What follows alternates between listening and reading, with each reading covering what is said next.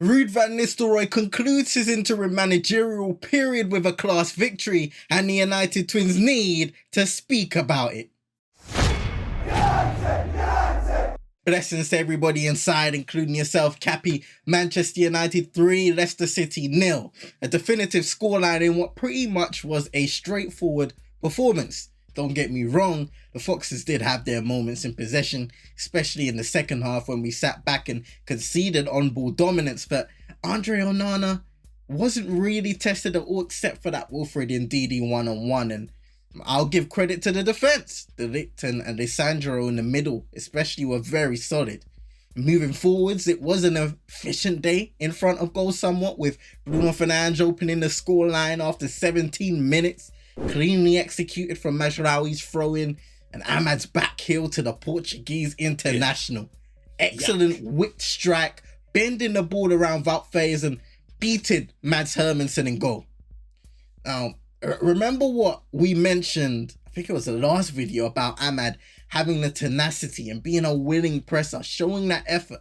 It was no different in the lead up to our first, as he pursued a clearance from Villa's corner, got to the ball first and won a throw-in down the left-hand side.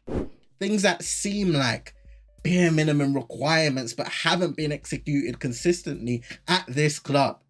In my opinion, based on the current state of affairs, you have to continue to reward players for showcasing those often unrecognized but appreciated attributes to a footballer's performance.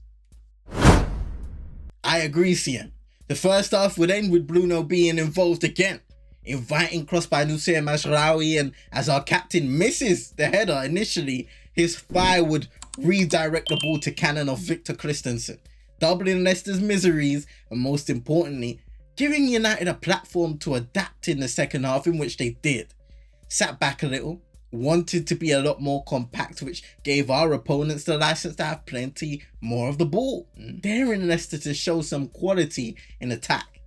On the other side, of course, that opens up transitional opportunities, which were few and far between, but in the end, moments of quality from a couple of our substitutes paid dividends in securing 3 points.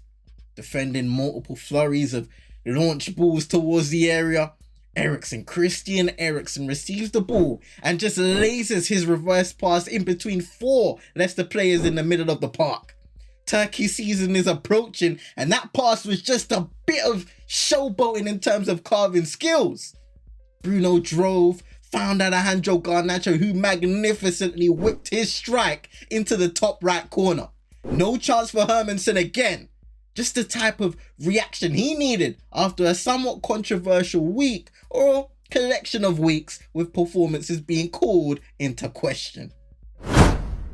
This is an interesting dilemma, and perhaps it's too early to be thinking about the playing arrangements when they may well change with Amarim's arrival this Monday.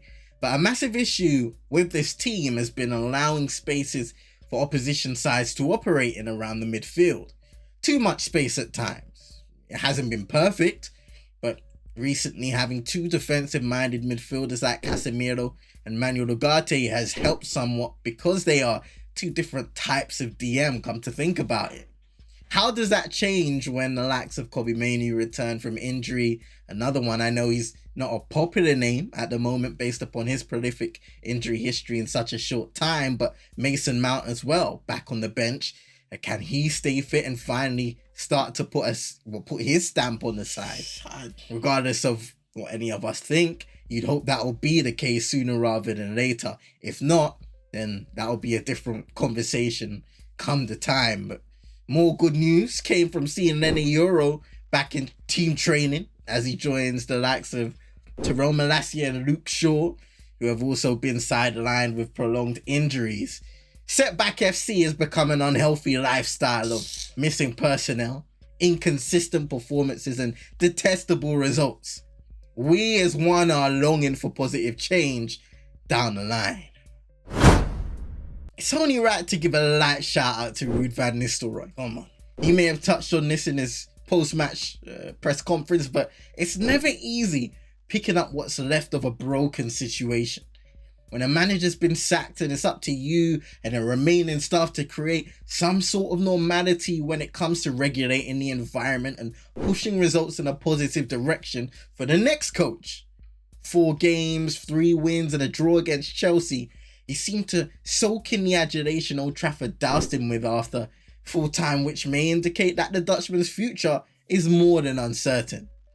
I'm sure we'll find out soon, as Ruud van Nistelrooy will be beginning work at United on the day of this video releasing, Monday, with all the videos and interviews to follow too. So if there's anything noteworthy to speak about, maybe CM will be back with a United talk, or maybe the both of us. We will see. For now, let us know how you felt about United's performance against Leicester. How excited are you for the Ruud van Nistelrooy era to begin? And share your thoughts overall on some of the stuff we spoke about throughout the video. Hit that like button, subscribe if you're new. Share to your friends and frenemies. And until the next time, we'll see you lot soon.